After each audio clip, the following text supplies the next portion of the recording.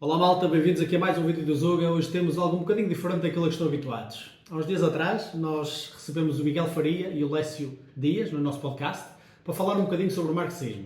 Desde já, deixem-me dizer que o Miguel tem um canal no YouTube chamado Javarde Intelectual, que vos convido a ir ver. E o Lécio, mais conhecido no mundo artístico por Firgo, é um músico incrível que podem também encontrar no Spotify. Vou deixar todos os links aqui embaixo na descrição. Mas voltando ao tema deste vídeo. Durante a nossa conversa, particularmente na segunda metade, estivemos a conversar sobre vários exemplos históricos socialistas, marxistas, como o caso cubano, a União Soviética e China no período de Mao Tse-tung. Neste último, eu dei um exemplo de uma medida absurda que Mao promoveu no início do seu plano denominado o Grande Salto. Mal eu comecei a contar esta história, o Miguel disse que isto não passavam de teorias da conspiração. Vejam aqui o corte deste momento. Deixa-me só fazer aqui um comentário ao Ricardo. Ele diz aqui que a fome foi devido a condições climatéricas e falta de produção generalizada em toda a Europa e a Ásia. Exatamente. Pronto, em alguns casos isso pode ser verdade, em outros não. Por exemplo, tem o caso chinês em que no grande leap forward, não é, que o Mao Zedong criou, uma cena incrível que ele fez foi começar porque eles não estavam a conseguir produzir mais, não estavam, efetivamente, por mais que ele tentasse fazer e coletivizar e criar grandes metas, não estavam a conseguir. Então ele começou a culpar uma cena que é engraçado. Uma das coisas que ele culpou é: olha, a culpa é dos passarinhos, uns pássaros em específico. A culpa é dos pássaros, estão-nos a comer as crops. Onde é que leste isso? É que isso é isso foi uma teoria da conspiração que foi generalizada. Bom, existem vários documentos a demonstrar mas isso. Isso foi uma teoria da conspiração que foi generalizada. E atenção, o facto de haver vários documentos não significa que seja verdade. Até porque há mitos que foram... Mas existe fotografias e tudo, existe diversidade de documentação. Existe fotografias de quê, concretamente? Vou dar um exemplo. Ele começou, pronto, pode ser teoria da conspiração, mas eu vou partilhá-la. Convencer que as pessoas de: malta, nós temos que nos unir para matar os pássaros que estão a comer as nossas colheitas. E eles começaram a unirem-se, até jovens, muito jovens, o Mao usava muito jovens, Okay, já sei o que estás a falar. unir os jovens. Eles começaram a matar os pássaros para caraças e andavam com colares de pássaros e carroças de pássaros, para mostrar: mal, olha aqui o que nós fizemos. Isso criou um problema enorme, porque os pássaros não comiam as plantações, é verdade, mas também não comiam os insetos. Oh, bro, é assim. Achar que se tem de matar pássaros é uma coisa... É ridículo. É ridículo. Mas é esse nível ridículo que às vezes chegamos, não é? Esse nível de ridículo que chegamos nas teorias da conspiração, meu. Porque assim, pá, tu podes apontar imensas falhas a Mao, podes apontar imensas falhas a Stalin, mas se há uma coisa que tu não lhes podes apontar é que eles não eram indivíduos com uma produção intelectual bastante grande. Então, a pergunta fica: isto que o próprio Miguel apelidou como ridículo durante a nossa conversa, foi verdade ou não? Sim, infelizmente é verdade. Mas não só é ridículo, como terrivelmente trágico. Mas não desesperem, malta, porque se há algo que vocês não podem apontar ao Mao e ao Stalin é que eles não eram indivíduos com uma produção intelectual muito grande. Eu nem vou aprofundar muito nesta linha de pensamento, pois não só não é o foco deste vídeo, como é uma clara falácia conhecida como red herring, ou desvio de atenções. Relativamente a esta admiração sobre intelectuais, particularmente à esquerda, eu deixo apenas a recomendação do livro Os Intelectuais e a Sociedade, do Thomas Sowell. Mas voltando à teoria da conspiração. A campanha contra as 4 pragas foi iniciada em 1951 por Mao Tse-tung e identificava esta necessidade de exterminar mosquitos, moscas, ratos e, como exemplo que eu dei, pardais. Os pardais, principalmente os designados pardal montês, foram incluídos na lista porque comiam sementes do cultivo, roubando o povo dos frutos do seu trabalho. Portanto, podem ver aqui que os pardais também eram considerados os aliados dos opressores capitalistas. Como tal, erradicá-los era de extrema prioridade, não é? A população chinesa foi mobilizada, manipulada, com grandes campanhas publicitárias e ordens centrais para erradicar o maior número de pardais possíveis. Organizaram-se grandes grupos que batiam em panelas, frigideiras, tambores, tudo isto para assustar as aves e impedi-los de pousar, forçando-os a voar até caírem de exaustão do céu. Os ninhos dos pardais eram destruídos, os ovos quebrados, os filhos mortos. Além disso, claro, os pardais e outros pássaros também eram abatidos dos seus ao tiro.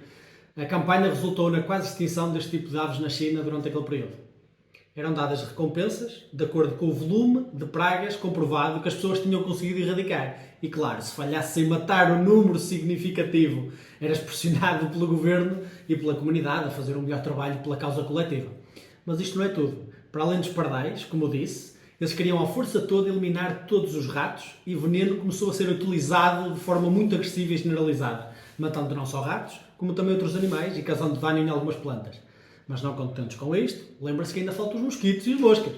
Foi ordenado o uso intensivo de DDT, um poderoso pesticida que mais tarde foi considerado prejudicial para os humanos e para o meio ambiente.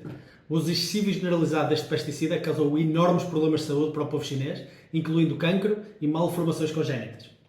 Existem vários relatos históricos destes acontecimentos, cartazes da época a publicitar a campanha, nomeadamente para crianças até, fotos de pessoas durante este período a participar na campanha de forma entusiasta, livros e vídeos que podem encontrar na descrição abaixo, com muito mais detalhe, onde podem ver lá as pessoas a fazerem tudo aquilo que eu descrevi e muito mais.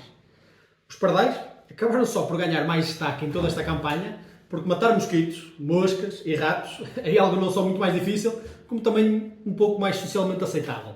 Mas existe outra razão para o destaque que os historiadores dão aos pardais. E essa razão é a grande fome chinesa entre 1959 e 1961.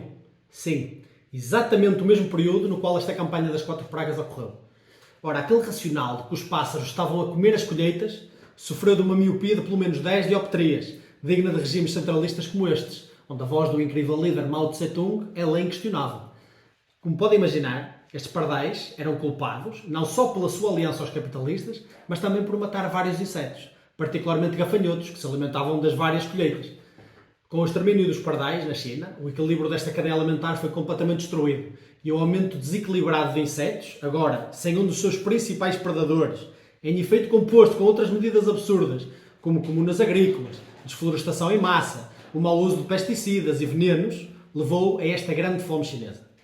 O problema foi tão grave neste aspecto que, vejam só, eles até tiveram de importar cerca de 250 mil pardais do melhor amigo União Soviética, assumindo assim o quanto a medida tinha sido desastrosa.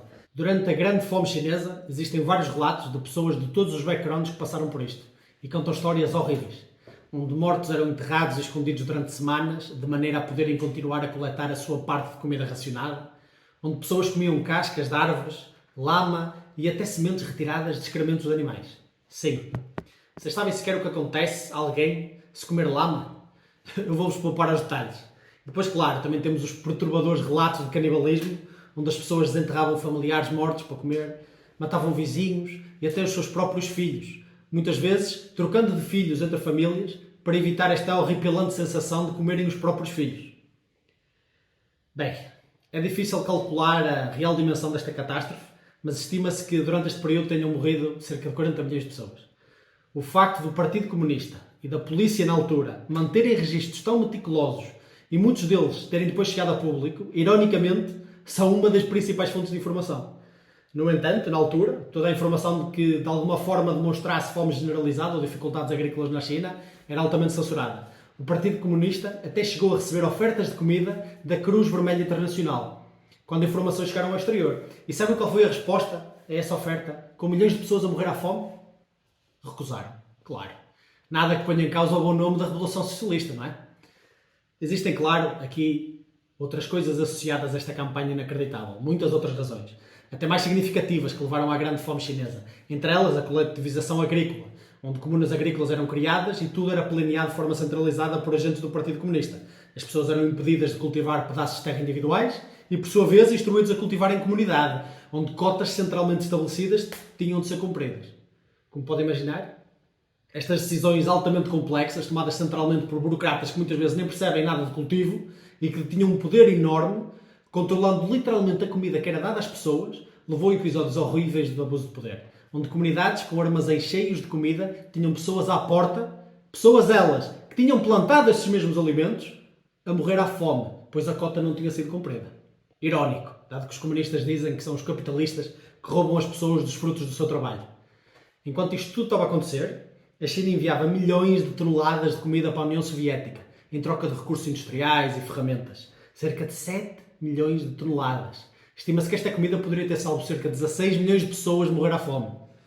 Muitos documentos oficiais e registros mostram que até várias comunidades com uma produção igual ou mais elevada que anos anteriores foi onde se registraram mais mortes devido à fome, o que comprova a intencionalidade doentia por trás deste pesadelo. Ao mesmo tempo, técnicas agrícolas, muitas delas importadas da União Soviética por este pseudo-cientista, foram aplicadas centralmente e sem opção de escolha a todas estas comunas. E como é óbvio, ou não tão óbvio para pessoas que se acham realmente donos da verdade, Quando algo vai errado a uma tão grande escala, as consequências são catastróficas. A situação ficou tão crítica e óbvia que, como gesto de solidariedade, ou pelo menos foi essa a campanha, Mao passou 7 meses sem comer carne. Uau! Que sacrifício incrível pela nação que ele e os seus camaradas tornaram em um absoluto inferno. Incrivelmente, mesmo com tudo isto que conhecemos, existem muitas pessoas que defendem e tentam branquear as ações do Partido Comunista de Mao, inspiradas em ideias marxistas. A pergunta que eu faço é, mesmo que apenas metade destes relatos, e atenção, grande parte deles são do próprio Partido Comunista e da polícia da época, mas mesmo que apenas metade sejam verdade, isto de alguma forma torna a vossa consciência mais leve quando defendem este tipo de modelo de sociedade?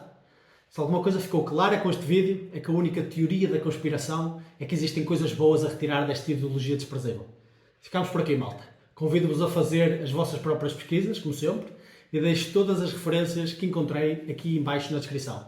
Existe muita coisa que deixei de fora, mas sintam-se à vontade para me complementar nos comentários aqui abaixo. Até à próxima, e para a malta de esquerda, economicamente falando, que encontrar este vídeo, opá, acordem. Não deixem a vossa autoproclamada boa vontade e empatia vos impedir de aprender. Portanto, deixem Marx e Engels no fundo da gaveta e aprendam sobre as ideias de Mises, Milton ou Thomas Sowell, que querem também um mundo melhor, mas sem precisar de vítimas. Um abraço.